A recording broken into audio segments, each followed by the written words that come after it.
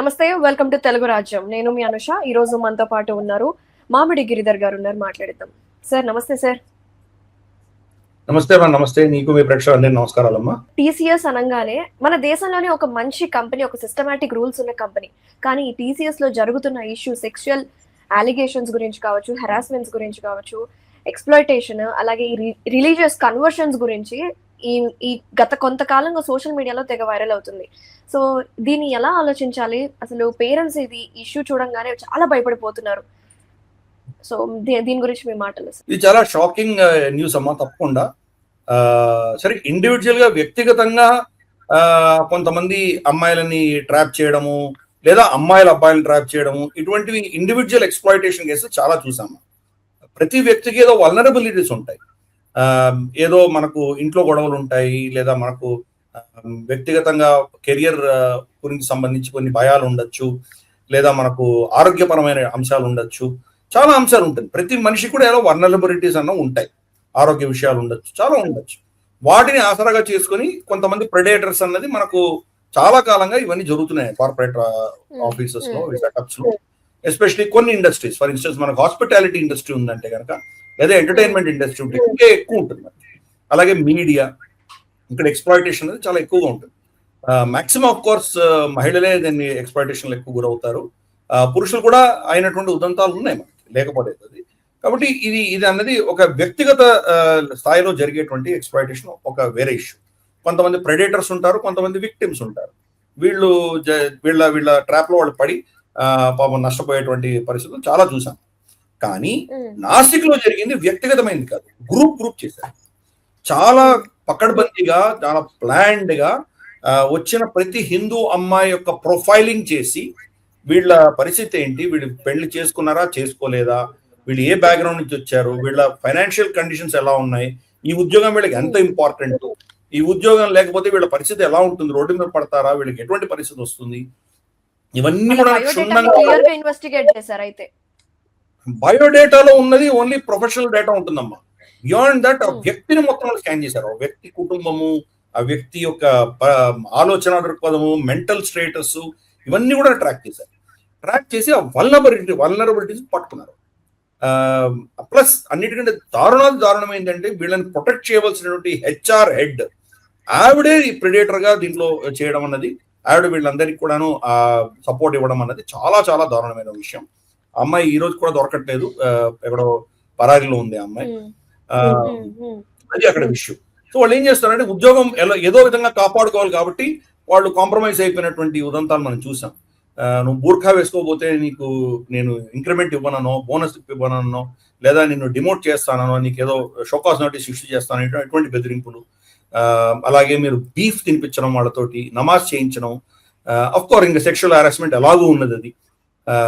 అలాగే కొత్తగా పెళ్ళైన వచ్చినటువంటి అమ్మాయిని కూడా, నువ్వు నెల తర్వాత ఇక్కడ వచ్చావు, నువ్వు నీ భర్త ఎందుకు రావట్లేదు నీ దగ్గరికి, నీ అవసరాలు నేను తీర్చడానికి సిద్ధంగా ఉన్నానని చెప్పడము. ఇలా వచ్చి పక్కన కూర్చొని చేతులు పెట్టి ఆ అమ్మాయిని హెరాస్ చేయడం, ఇటువంటివి చాలా చేశారు. ఆ అమ్మాయిలు అక్కడ చాలా వల్నరబుల్ స్టేట్ లో ఉంటారు. ఇన్ఫాక్ట్ నేను కార్పొరేట్ ప్రపంచం చాలా చూశానమ్మా. 40 ఏళ్ళు కార్పొరేట్ ప్రపంచం చూసి వచ్చిన వాడిని. నా జీవితంలో కార్పొరేట్ లైఫ్ లో ఉన్నటువంటి మహిళలు, కొత్తగా జాయిన్ అయినటువంటి 18-19 ఏళ్ల అమ్మాయిల దగ్గర నుంచి తీసుకుని 60 ఏళ్ల వయసు ఉన్నటువంటి సీనియర్ మోస్ట్ మహిళల దగ్గర దాకా కూడాను ఏదో విధంగా సెక్షువల్ హారాస్మెంట్ లేని మహిళని నా జీవితంలో నేను చూడలేదు. ఏదో స్థాయిలో ఎక్కడో తప్పకుండా ఇది జరిగి తీరుతుంది. ఏదో బోర్డు రూమ్ లో ఉన్నారు కదా, పెద్ద పెద్ద సీనియర్ వైస్ ప్రెసిడెంట్స్ కదా, వీళ్ళకేమవుతుంది అని మనం అనుకోవచ్చు. వాళ్ళు కూడా విక్టిమ్స్ ఉన్నారు. నేను అటువంటి వాళ్ళని కూడా చూశాను. రూపన్ దేవల్ బజాజ్ మనకు తెలుసు, ఐఏఎస్ ఆఫీసర్. కేపీఎస్ గిల్ ఆవిడని వెనకాల కొట్టడం, ఇవన్నీ చూసాం మనం. ఆయన మీద సెక్షువల్ హారాస్మెంట్ కేసు పెట్టారు. ఆవిడ చాలా పెద్ద ఆవిడ ఆల్రెడీ గ్రాండ్ మదర్. అటువంటి ఆవిడని కూడా ఈ సెక్షువల్ హారాస్మెంట్ ఆవిడ తప్పించుకోలేకపోయింది. కాబట్టి అన్ఫార్చునేట్ ఇది మన సమాజంలో ఈ పురుష ఆధిక్య ఆలోచన దృక్పథం ఏదైతే ఉందో అది మేల్ చౌవనిజం అంటారు. ఎస్పెషలీ మనకు కార్పొరేట్ సెటప్ లో ఈ యొక్క ప్రిడేటరీ మైండ్ సెట్ అని వస్తుంది. ఇంట్లో కొంత కట్టుబాట్లు ఉన్నా కానీ కూడా అక్కడ కూడా మనం ఏం చేస్తారో వాళ్ళకి చెప్పలేం. కానీ బట్ కార్పొరేట్ దగ్గర వచ్చేసరికి వాళ్ళకి వల్నరబుల్ విక్టిమ్స్ వాళ్ళు ఎక్స్ప్లాయిట్ చేస్తారు. ఏదో సరే వాళ్ళ పియర్స్ నో లేకపోతే వాళ్ళ జూనియర్స్ నో కాదు, ఈవెన్ వాళ్ళ సీనియర్స్ కూడా వాళ్ళు స్టాప్ చేసినటువంటి ఉదంతాలు చాలా ఉన్నాయి. ఇది వ్యక్తిగతమైనటువంటిది, నార్మల్ సమాజంలో ఉన్నటువంటి ఒక చెడు. కానీ వీళ్ళు చేసింది ఒక కార్పొరేట్ జిహాద్. వాట్సాప్ గ్రూపులు పెట్టి దాంట్లో మొత్తం ప్రొఫైలింగ్ చేసి ఏ సైకాలజీ తోటి వీళ్ళని పడేయచ్చు అన్ని కూడా ప్లాన్ చేసి వీళ్ళని అందరినీ కన్వర్ట్ చేయడము, వాళ్ళని లొంగ తీసుకోవడము, వాళ్ళని వాడుకోవడము, ఇవన్నీ కూడా ఏంటంటే ఒక సిస్టమేటిక్ గా స్ట్రక్చర్డ్ గా ప్రొఫెషనల్ అంటే ప్రొఫెషనలిజం తోటి కాదు, ఒక ఆర్గనైజ్డ్ వేగా చేసిన కరెక్ట్ దానికి సపోర్ట్ అంతర్గతంగానే ఉండడం అనేది చాలా దారుణమైన విషయము. ఇంకా చాలా దారుణం ఏంటంటే 2022లో ఫస్ట్ కేసు వాళ్ళు నమోదు చేశారు. వాళ్ళు ఈ అమ్మాయిలు వచ్చేసి ఫస్ట్ హెచ్ఆర్ కి ఈమెయిల్ పెడితే 4 సంవత్సరాలు ఎలా ఆ సిస్టము ఆ కంపెనీ దాన్ని ఎలా వాళ్ళు దాన్ని అపేక్షించి వదిలేశారో మనకు తెలియట్లేదు. అందుకనే వాళ్ళు మొత్తం 6 మందిని అరెస్ట్ చేయగా ఆ అమ్మాయి అయితే సరే హెచ్ఆర్ హెడ్ పారిపోయింది. ఈవెన్ వాళ్ళ హెచ్ఆర్ హెడ్ ఓవరాల్ హెడ్ కూడా అరెస్ట్ చేశారు. మనం చూసాం అది. ప్లస్ మనకు తెలుస్తుంది ఏంటంటే కనుక ఇది బయటికి రాకుండా ఉండే దిశగా వాళ్ళు చాలా ప్రయత్నాలు చేశారు. ఎఫ్ఐఆర్ ఫైల్ చేసిన తర్వాత కూడా మీడియా హౌసెస్ కి చాలా బెదిరింపులు వచ్చినాయి. మీరు దీన్ని పబ్లిష్ చేస్తే టాటా గ్రూప్ నుంచి మీకు అడ్వర్టైజ్మెంట్స్ ఇవ్వము అని బెదిరించారు. సో టాటా గ్రూప్ యొక్క రెప్యుటేషన్ ఈరోజు కళంకం అనేది మనం చూస్తున్నాం. టాటా గ్రూప్ చాలా సురక్షితమైనటువంటి గ్రూప్. జనరల్ గా అన్నిటికంటే చూస్తారు నార్మల్ గా వాళ్ళు ఇటువంటి అంశాల్లో టాలరెన్స్ అస్సలు చూపించారు. వాళ్ళు చాలా స్ట్రిక్ట్ గా ఉంటారు. నేను టాటా గ్రూప్ లో పనిచేసిన వాడిని గతంలో ఒకసారి. కాబట్టి అక్కడ మహిళలు చాలా సురక్షితంగా ఉంటారు. జనరల్ గా కార్పొరేట్ అన్ని కార్పొరేట్స్ చూస్తే కనుక టాటాస్ ఆర్ మచ్ బెటర్. అటువంటిది టీసీఎస్ లో ఇది జరిగింది అంటే కనుక ఇది చాలా పెద్ద షాకింగ్ ఘటన ఇది. మరి టీసీఎస్ లాంటి మోస్ట్ సెక్యూర్డ్ ఆర్గనైజేషన్ జరుగుతుందంటే ఇంకా కొంచెం లూజ్ గా ఉన్నటువంటి ఆర్గనైజేషన్ ఎలా జరుగుతుందో మనం ఆలోచన చేయొచ్చు. కాబట్టి ఇది ఒక మేజర్ వేకప్ కాల్ ఇది. కేరళ స్టోరీ సినిమా వచ్చినప్పుడు అది ప్రొపగాండా అని ఇది అలా ఏం లేదు అని చెప్పేసి మనం చూసాం. రీసెంట్ గా మోనాలిసా అన్నటువంటి అమ్మాయి ఎవరో ముస్లిం పెళ్లి చేసుకుంటే కనుక ఇది లవ్ జిహాద్ కాదు, ఇది అసలైనటువంటి కేరళ స్టోరీ అని వాళ్ళు దాన్ని ఏదో చిత్రీకరించే ప్రయత్నాలు ఇవన్నీ చూస్తున్నాం. కానీ అల్టిమేట్ గా దీన్ని ఇది ఏదేదో అర్ఫా ఖనూమ్ షెర్వానీ లాంటి వాళ్ళు వీళ్ళందరూ ఏం చేస్తున్నారు, ఇదేదో వాట్సాప్ యూనివర్సిటీలో తర్వాత మన సోషల్ మీడియాలో ట్రయల్ చేస్తున్నారు కానీ ముస్లిమ్స్ ని టార్గెట్ చేస్తున్నారు. చదువుకున్నటువంటి ముస్లింస్ ఉద్యోగాలు కూడా లేకుండా చేస్తున్నారు. రేపు వాళ్ళకి ఉద్యోగాలు రావు. ఇటువంటివన్నీ వాళ్ళు కామెంట్ ఇస్తున్నారు. కానీ ఆ విక్టిమ్స్ అమ్మాయిల గురించి వీళ్ళకి ఎందుకు అంత సానుభూతి లేదు? ఆ అమ్మాయిలు హిందూ అమ్మాయిలు కాబట్టి ఈవెన్ మహిళ అయినటువంటి అర్ఫా ఖనూమ్ షెర్వానీ ఒక హిందూ మహిళ ఇంత అత్యాచారాలకు గురవుతున్నా కానీ ఆవిడ దాని గురించి ఎందుకు పట్టించుకోవట్లేదు?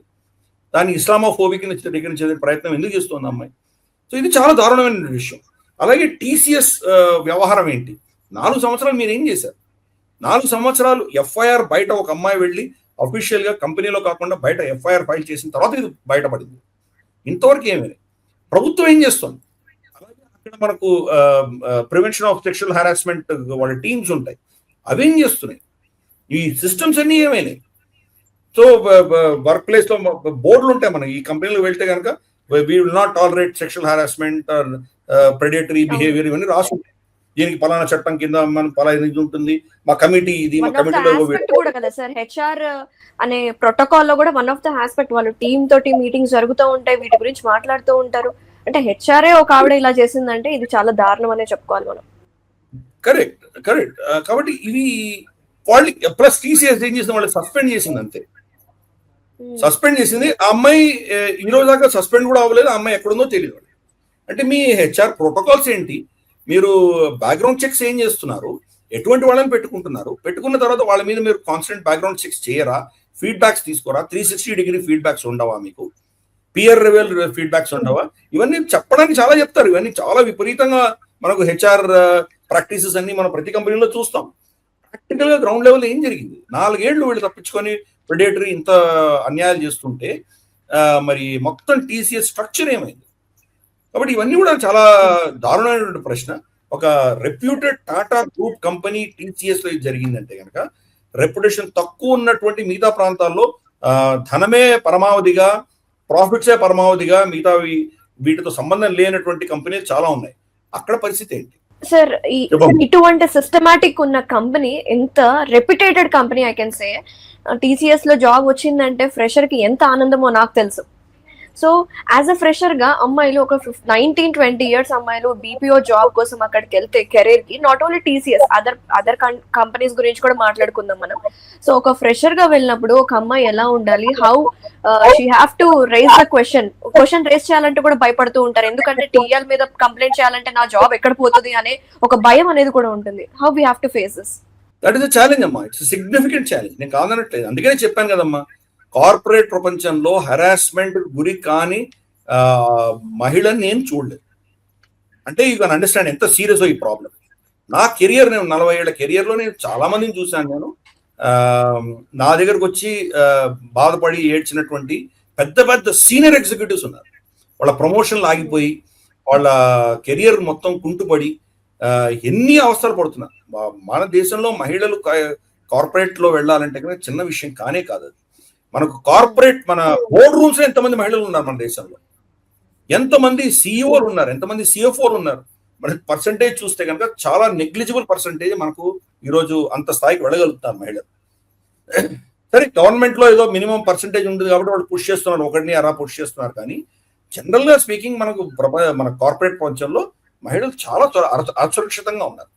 ప్లస్ వాళ్ళు కనుక ప్రెగ్నెన్సీకి వెళ్ళడమో లేదా ఇంకేదైనా వాళ్ళ ఆరోగ్య రీత్యా వాళ్ళకి ఏమైనా ఇబ్బందులు వస్తే కనుక అది ఆసరాగా తీసుకొని, దాని అడ్వాంటేజ్ తీసుకొని వాళ్ళని డిమోట్ చేసేయడము, వాళ్ళ పైన సూపర్ సీట్ చేసి వాళ్ళ జూనియర్లని ప్రమోట్లు చేసేయడము, నీకు కాదు, నీకు కంటిన్యూ అవ్వాలంటే కనుక నువ్వు నాకు లొంగితే కానీ నేను చేయనని చెప్పి హెరాస్మెంట్ చేయడము, ఇటువంటివి మనం కొల్లలకు చూసాము. ప్లస్ ఎస్పెషల్లీ కొన్ని ఇండస్ట్రీస్, హాస్పిటాలిటీ ఇండస్ట్రీ లేదా మనకు ఎంటర్టైన్మెంట్ ఇండస్ట్రీ, మనకు ఫిల్మ్ కానీ మీడియా కానీ, అలాగే మనకు జర్నలిజము, మీడియా, వీటన్నీ చూసాం. మనం తెహల్కాకు సంబంధించి ఇటువంటివి చూసాం మనం, ఎట్లాంటి వాడు హెరాస్మెంట్ జరిగిందో. ఈవెన్ మనకు మోస్ట్ రెప్యూటెడ్ ఎంజే అక్బర్ మీద కూడా మీటూ కేసులు వేయడము, ఇవన్నీ చూసాం మనం. సో కొన్ని ఏరియాస్లో వల్నరబుల్ గా ఉన్నా కానీ కూడా కొన్ని ఏరియాస్లో ఎస్పెషలీ పురుషులు స్త్రీలు ఎక్కువగా ఉన్నటువంటి వీటిలో ఇవి ఇంకా ఎక్కువ మనం చూస్తాం మనం అని చెప్పేసి 100% పురుషులే చేస్తున్నారని కూడా అనుకోకర్లేదు. మహిళలు కూడా వీళ్ళని ట్రాప్ చేయడానికి, వీళ్ళని బ్లాక్మెయిల్ చేయడానికి చేసిన ఉదంతాలు కూడా ఉన్నాయి. నన్ను సెక్షువల్ హెరాస్మెంట్ చేశాడు అని చెప్పి కంప్లైంట్ చేయగానే అతను భయపడి దాసో అన్నాడు, నాకు ఇంత 1 లక్ష ఇస్తావా, 2 లక్షలు ఇస్తావా, 5 లక్షలు ఇస్తావా, అప్పుడు నేను విత్డ్రా చేస్తాను అనడం, ఇటువంటి కేసులు కూడా చూసాం. అందుకని ఇట్ ఈస్ చాలా సెన్సిటివ్ అమ్మా. దీనికి ఒక క్విక్ సొల్యూషన్ ఉంటుంది నేను అనుకోను. అక్కడ స్ట్రక్చర్స్ పని చేయాలి, టీసీఎస్ లో పని చేయలేదు, అది మనం చెప్పవలసిన విషయం. అక్కడ యాంటీ సెక్షువల్ హెరాస్మెంట్ కమిటీలు ఏవైతే ఉన్నాయో అవి ఏం చేసినాయి, హెచ్ఆర్కి ఈమెయిల్ వచ్చిన తర్వాత దాని ఎస్కలేషన్ మ్యాట్రిక్స్ ఏముంది అంటే, ఒక హెచ్ఆర్ మేనేజర్ దగ్గర మాత్రమే ఆగిపోతుందా, అంత మించి ఇంకా అటు ఇటు వెళ్ళదా, అది దాని కమిటీ దగ్గరికి వెళ్ళదా, ఇవన్నీ కూడా పెద్ద ప్రశ్నలు పుడుతున్నాయి. కమిటీ ఫామ్ చేసిన తర్వాత కమిటీ ఏం చేసింది? సో కాబట్టి వాళ్ళ మొత్తం ఈ స్ట్రక్చర్ని వాళ్ళు రీవ్యాంప్ చేయాలి. ప్లస్ దీనికి బాధ్యులు ఎవరో, ఎవరెవరైతే దీనిలో కాంప్లెక్సెన్సీ ఉందో వాళ్ళందరినీ కూడాను అరెస్ట్ చేయాలి. First they should be taken into custody, example set చేయాలి.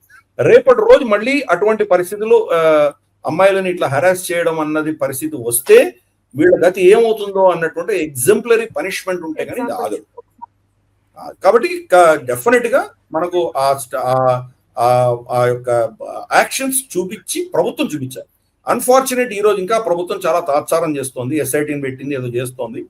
ఎస్ఐటీలు ఇవన్నీ అంటే ఫస్ట్ డైవర్ట్ చేసేస్తారు. ఇది వారం 10 రోజులు 2 వారాలు అవ్వగానే ఇంకా వేరే టాపిక్ వచ్చేస్తుంది, వేరే సబ్జెక్ట్ వస్తుంది, ఇది మర్చిపోతారు అందరూ. తర్వాత ఎక్కడో వెనక్కి వెళ్ళిపోతుంది. తర్వాత చూసుకుందాం ఏమవుతుందని. ఫర్ ఇన్స్టెన్స్ మనకు భవరీ దేవి అని చెప్పేసి ఒక నర్స్ కేసు మనకు రాజస్థాన్ లో చూసాం. మోడర్నా అని చెప్పేసి కాంగ్రెస్ మంత్రి ఆవిడని వాడుకొని ఆవిడని ఎక్స్ప్లాయిట్ చేసి ఆవిడ నాకు ఎమ్మెల్యే సీట్ ఇస్తావా అని చెప్పి వీడియోస్ అన్ని తీసి వైరల్ చేస్తానని చెప్పి బెదిరించేసరికి ఆవిడని చంపేశాడు. అతను గుండాలను పెట్టి చంపేసి బోన్స్ అన్ని కూడా కెనాల్స్ లో పడేశాడు. ఆ కేసు అప్పుడు అతను అరెస్ట్ చేశారు, పెద్ద సెన్సేషన్ అయింది, మీడియా నిండా దాన్ని బాగా తిరిగింది. అది ఆ వీడియోలు వైరల్ అయినాయి, వాళ్ళిద్దరి యొక్క కాంప్రమైజింగ్ వీడియోస్ అన్ని వైరల్ అయినాయి. ఇవన్నీ అయిన తర్వాత ఒక 5 ఏళ్ల తర్వాత ఎవిడెన్స్ సరిగా లేదని చెప్పి అతను డిస్మిస్ చేసి అతన్ని వదిలేశారు. సో ఏమవుతుందంటే ఇమ్మీడియట్ గా హీట్ ఉంటుంది కాబట్టి ఇదేదో కొంత యాక్షన్ తీసుకున్నట్టు ఉంటుంది, కానీ కొన్ని రోజుల తర్వాత క్రమేపీ దాన్ని కోర్ట్స్ లో దాన్ని నీరు గారుస్తారు. అప్పుడు ఏమవుతుంది, మళ్ళీ they are back into business. కాబట్టి మనకి పెద్దగా పనిష్మెంట్ ఉండదు అన్న ధైర్యం వీళ్ళకు ఉంటుంది కాబట్టి ఇటువంటివన్నీ ఇంకా జరుగుతూనే ఉంటాయి. ఎగ్జాంపులరీ పనిష్మెంట్ ఇవ్వాలి, వీటిని ఇన్వెస్టిగేషన్ చాలా ప్రొఫెషనల్ గా థరోగా చేయాలి. చేసిన వాళ్ళని దోషుల్ని మనం ఎక్స్పోజ్ చేయాలి, వాళ్ళని కఠినంగా శిక్షించాలి. ఈ కేసులో నెల రోజులు మహిళా పోలీసులు అక్కడ పని చేసి వాళ్ళు కాంక్రీట్ ఎవిడెన్స్ తో బయటకు తీసుకొచ్చి వాళ్ళు వీళ్ళని అరెస్ట్ చేయగలిగారు. కానీ కోర్ట్స్ లో మరి ఎలా అవుతుంది, అక్కడ ఎటువంటి కరప్షన్స్ అవుతాయి, ఎటువంటి కాంప్రమైజ్లు అవుతాయి, ఇవన్నీ కూడా చూడాలి. అందుకని దీనికి సమస్యకు పరిష్కారం ఉంటుంది నేను అనుకోవట్లేదు. Extremely complicated case, but very very sad and very shocking.